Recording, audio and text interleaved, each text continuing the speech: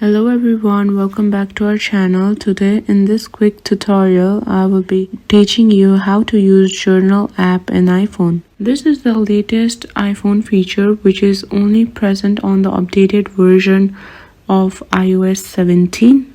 So if you are looking to keep a track of your thoughts, emotions and daily activities, journalizing offers a convenient way to document your life. So without any further ado, let's get into the video. So the first thing that I want you to do is go and open your journal. Tap on continue, then select the plus icon present at the center of your screen.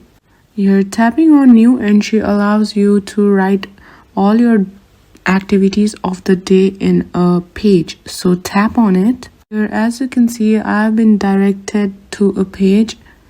On the bottom, there are various features. I will show you what does each feature do. Here, the magic wand-like icon allows you to write your things privately.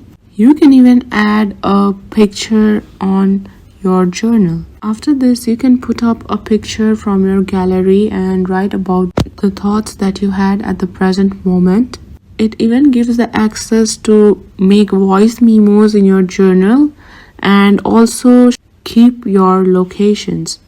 So not only this, we can even customize our date in this journal. So keeping this feature aside, there is another interesting features that will help you keep your journal private. What I mean by saying this is you can even add a lock to your journal. So for this, what you have to do is go to your settings and on the search bar, search for journal, tap on it and then you will see a lock journal option. Enter your mobile passcode and then enable the toggle button right beside it. Now you have successfully added the lock to your journal. So that's it. That's how you use a journal app in the latest updated version of your iPhone.